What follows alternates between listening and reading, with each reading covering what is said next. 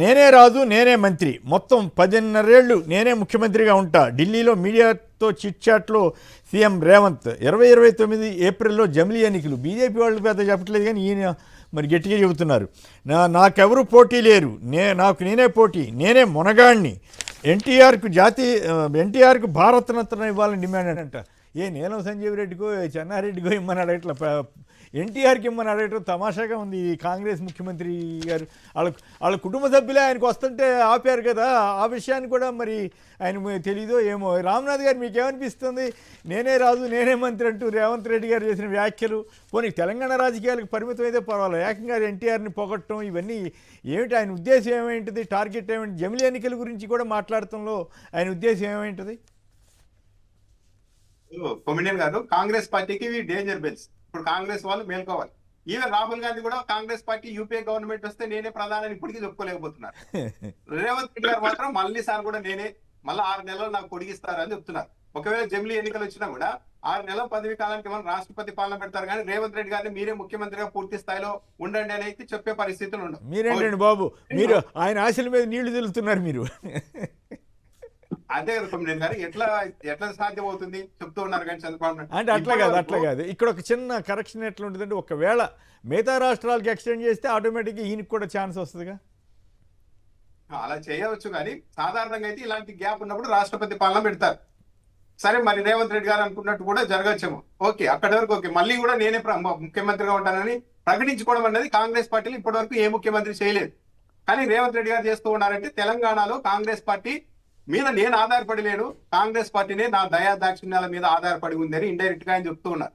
మిగిలిన a senior నాయకుడు కూడా ఇక మీరు ముఖ్యమంత్రి పదవి కోసం ఇంకో దానికోసం ఆశలు పెట్టుకోవద్దండి అని చెప్తున్నారు. ఈవెన్ వైఎస్ఆర్ ముఖ్యమంత్రిగా ఉన్న సమయంలో కూడా ఇక నేనే కంటిన్యూగా ముఖ్యమంత్రిగా ఉంటానని చెప్పలేదు. హైకమాండ్ నిర్ణయాన్ని బట్టి నేను ఉంటాను అని చెప్పారు. కానీ అలాంటిది ఈ మధ్య కాంగ్రెస్ పార్టీలోకి వచ్చి హఠాత్తుగా ముఖ్యమంత్రి అయిపోయినాడు. సరే, ఆయన కష్టపడ్డారు, దాంట్లో అనుమానం లేదు. అయిపోయిన రేవంత్ రెడ్డి గారు ఇప్పుడు నేనే 10 ఏళ్ల పాటు నేనే ముఖ్యమంత్రిగా ఉంటానని చెప్తున్నానంటే ఇది కాంగ్రెస్ పార్టీకి డేంజర్ లేదు. పైగా బాగా గమనిస్తే ఎన్టీఆర్ గారికి భారతరత్న ఇవ్వాలి అని చెప్తున్నారు. కానీ కాంగ్రెస్ పార్టీలోని చాలా గొప్ప వాళ్ళు ఉన్నారు, రాష్ట్రపతులుగా చేసిన వాళ్ళు ఉన్నారు తెలుగు రాష్ట్రాల నుంచి. వాళ్ళకు భారతరత్న ఇవ్వండి అని అడగడం లేదు. కొద్ది రోజుల క్రితం ఖమ్మం మీటింగ్ లో అనుకుంటా వెళ్ళి ఏం చెప్తున్నారు రేవంత్ రెడ్డి గారు, తెలంగాణలో తెలుగుదేశం పార్టీ ఆత్మ శాంతించాలంటే బీఆర్ఎస్ పొందబెట్టాలని చెప్తున్నారు. అంటే రేవంత్ రెడ్డి గారు ఒక ప్లాన్ ప్రకారం తెలంగాణలో ఒక ఓటు బ్యాంకు తనకంటూ తయారు చేసుకుంటూ ఉన్నారు. ఇప్పటికే తెలుగుదేశం పార్టీ మీడియా కంప్లీట్ గా రేవంత్ రెడ్డి గారికి సపోర్ట్ గా అక్కడ ఉంది. సో ఇవన్నీ చూసిన తర్వాత 1000 ఏనుగుల బలం వచ్చినట్టుగా ఆయన భ్రమిస్తూ ఉన్నారేమో తెలియదు. అందుకే కాంగ్రెస్ పార్టీకి సవాల్ ఇస్తారు. ఇది కాంగ్రెస్ పార్టీకి డేంజర్ బెల్స్. అంటే హైకమాండ్ కాంగ్రెస్ నాయకత్వం ఎంత వీక్ అయిపోయింది అన్నదానికి రేవంత్ రెడ్డి గారి వ్యాఖ్యలే నిదర్శనం. ఇదివరకు ఏ ముఖ్యమంత్రి కూడా ఇలా చేసేవాళ్ళు కాదు. ఇలా నేనే ఉంటాను అని ఇంకో ఆలోచన చేస్తున్నారు అనగానే ఆ రోజు నుంటే కౌంట్ డౌన్ మొదలైంది. ఆ ముఖ్యమంత్రులు హైకమాండ్ పెద్దలంతా రంగంలోనికి దిగి గ్రూపులు పెట్టి ఆ ముఖ్యమంత్రులను వీక్ చేసేవాళ్ళు. కానీ ఈ రోజు ఇంత బహిరంగంగా రేవంత్ రెడ్డి గారు నేను మొనగాన్ని, నేనే రాజు నేనే మంత్రి, అందరూ నన్నే ఫాలో కావాల్సిందే అని చెప్తూ ఉన్నారంటే ఇది కాంగ్రెస్ పార్టీ బలహీనతకు ఒక నిదర్శనంగా చూడాల్సి ఉంటుంది. రేవంత్ రెడ్డి కొమిడియన్ గారు, ఇది కాంగ్రెస్ పార్టీకి డేంజర్ బెల్. ఏ రోజైనా సరే కాంగ్రెస్ పార్టీ తనకు మర్యాద ఇవ్వకుంటే రేవంత్ రెడ్డి గారు ఏమన్నా సొంత దుకాణం ఏర్పాటు చేసుకునేందుకు కూడా రెడీ అవుతున్నారేమో. దీన్ని బట్టి ఆలోచన చేసుకోవాలి. చక్కగా విశ్లేషించారు. కాంగ్రెస్కి డేంజర్ బిల్స్ అని చెప్పారు, బాగుంది అది. రైట్, పేరయ్య గారు టంగుటూరు నుంచి. పేరయ్య గారు నమస్కారం, మాట్లాడండి. నమస్తే, మాట్లాడండి. సరే, ఇక్కడ మాకు ఈ ప్రకాశం జిల్లా, నెల్లూరు జిల్లా ఈ మొత్తం అబ్జర్వ్ చేస్తున్నాం. జనసేన వాళ్ళని ఎక్కడ కూడా తెలుగుదేశం వాళ్ళు దగ్గర కూడా రానివ్వట్లేదు. ఇక్కడ దగ్గరికి కూడా రానివ్వట్లేదా? అసలు ఏ మీటింగ్ కానీ అసలు వాళ్ళ పేర్లు కానీ వాళ్ళ పక్కన ఉన్నా కూడా వాళ్ళని డయాస్ మీద పిలవకుండా బాగా అవమానిస్తున్నారు ఈ ఏరియాలో. అయినా కూడా మీరు ఎవరు ఫీల్ అవ్వద్దని పవన్ కళ్యాణ్ గారు చెబుతున్నారు కదా, కొట్టినా తిట్టినా తుమ్మినా ఏం మాట పట్టించుకోవద్దని 15 ఏళ్ళు మనమే అంటున్నాడు కదా ఆయన తప్పే. మరి వీళ్ళ బాధ ఎట్లా ఉంది మరి? ఇప్పుడు జనసేన కొనతాళ్ళ రామకృష్ణ గారు తెగబొగుడుతున్నారు చంద్రబాబు గారిని, పవన్ కళ్యాణ్ గారిని కాదు. ఇప్పుడు వీళ్ళని దగ్గర కూడా ఫీల్ అవ్వద్దని చెప్పి ఆయన చెబుతున్నారు. మరి ఈ పవన్ ఈయన కొనతాళ్ళ రామకృష్ణ అంటే అంత సీనియర్ నాయకుడిని మరి పొగమని ఈయన డిప్యూటీ సీఎం ఏమని చెప్పాడేమో మాకు అనుమానం సార్. రైట్, మీ అనుమానం చూద్దాం ఎట్లా ఉంటుందో.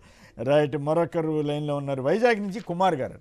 కుమార్ గారు నమస్కారం, మాట్లాడండి సంక్షిప్తంగా. నమస్తే సార్. నమస్తే, మాట్లాడండి. లాస్ట్ అసెంబ్లీ జరిగినప్పుడు మన తెలుగుదేశం ఎమ్మెల్యే బాలకృష్ణ గారు ఏమో మెగాస్టార్ చిరంజీవి గారిని తిట్టారు. అవును. కరెక్ట్. ఇప్పుడేమో రిటర్న్ గా వీళ్ళేమో జనసేన ఎమ్మెల్యే ఏమో పొగుడుతున్నారు వాళ్ళని. ఎవరిని? మన చంద్రబాబు గారిని. చంద్రబాబు ఇప్పుడు మన ఇందాక రామ్నాథ్ గారు చెప్పినట్టు, లేకపోతే మిత్రుడు శేఖర్ గారు చెప్పినట్లుగా చంద్రబాబు గారిని, లోకేష్ గారిని పొగిడితే పర్వాలా, పవన్ కళ్యాణ్ గారిని ఏమి పొగిడినట్టు పొగిడారేమో తెలియదు కానీ, బట్ అది ఒక పద్ధతిగా ఉంటుంది. కానీ ఇంట్లో కుటుంబ సభ్యులందరినీ పొగిడి చివరికి కుర్రాడు పాపం అతను రాజకీయాల్లో లేడు, ఇంకా పైగా ఎదగవలసిన కుర్రాడిని ఇప్పుడే పొగుడుతాం, ఇవన్నీ ఏంటో ఆశ్చర్యంగా ఉంది. అంత సీనియర్ నేత. కరెక్టే. అవును sir. Right thank you sir. Right. మరొకరు హేమాద్రిరావు గారు, విజయవాడ. సార్ అందరికి నమస్కారం, మాట్లాడండి సార్. ఈ కొనసాగ రాకేష్ గారు ఈ ఆయనే కదండి, మిగతా ఎమ్మెల్యేలు కూడా పవన్ కళ్యాణ్ వేస్ట్. ఎందుకంటే చిన్న చిన్న పార్టీలు కూడా వాళ్ళకి ఎవరికి గిళ్ళల్లో కూడా వాళ్ళకి మెంబర్షిప్ ఇవ్వకుండా వాళ్ళు ఏం చేస్తారంటే ఇది చేస్తున్నారు, ఎలిమినేట్ చేస్తున్నారు. ఈయనకంటే ఆయన పోటీ బెటర్ అని ఈయన కోరాకులు పురుగులాగా చేస్తున్నారు అంతే. అదే ఎవరైనా పూడతారంటే పక్కనే ఎంత ఇచ్చిమారంటే ఈ వేస్ట్. పవన్ కళ్యాణ్ గారు వేస్ట్. మరి ఆయన పొడుకుంటే మనకి ఎవరు మంత్రి పదవి ఇస్తారు. ఈయన ఆయన ఎదుర్కొంటారు పొగుడుతారంటే అర్థం చేసుకోవాలి. ఆయన కూడా అంటే మంత్రి పదవి ఇవ్వాలంటే మళ్ళీ పవన్ కళ్యాణ్ గారే చెప్పాలనుకోండి. బట్ వేరే పనులు ఏమన్నా ఉంటే డైరెక్ట్గా చేసుకోవచ్చు, పవన్ కళ్యాణ్ గారితో సంబంధం లేకుండా. అది కాకుండా పవన్ కళ్యాణ్ గారే అంత విధేయతగా ఉన్నప్పుడు మనం ఎందుకు ఉండకూడదని కూడా అనుకోవచ్చుగా వీళ్ళు. పవన్ కళ్యాణ్ చెప్పిన వాళ్ళకి ఆయన ఎవరు 100% ఊరికే ఈ రికమెండేషన్ పేరు కొట్టేసి ఈయన పేరు రాస్తాడు. అట్లా ఉండదు. నేను అనుకోవట్లా. మీరు అనుకోవడం సార్, ఆయన చెప్తాడు వింటాడు. మీరు ఇది కరెక్ట్, ఈ పాయింట్ కరెక్ట్. చంద్రబాబు గారు ఏం చెప్పమంటే చెప్తారు అంతవరకు. ఇప్పుడు ఎందుకో టికెట్లు 10 మందికి టీడీపీ వాళ్ళకే టికెట్లు ఇవ్వండి అంటే ఇచ్చేసాడు కదా. ఓకే, ఏదేమైనా వాళ్ళ పార్టీ వాళ్ళ ఇష్టం. కానీ కొనతాల రామకృష్ణ గారు తన వ్యక్తిత్వాన్ని దిగదార్చుకుని ఇట్లా మాట్లాడారు ఏమిటా అనేది జనరల్గా ఆయన అంటే కాస్త అభిమానం ఉన్నవాళ్ళు, కొంచెం పెద్ద మనిషి తరహాగా ఉంటాడులే అనుకున్న వాళ్ళకి ఆయన ఒక్కసారే ఇట్లా ఆయన ప్రమాణకం, ఆయన స్టాండర్డ్ని ఇట్లా దిగదార్చుకున్నాడు అన్నదే పాయింట్.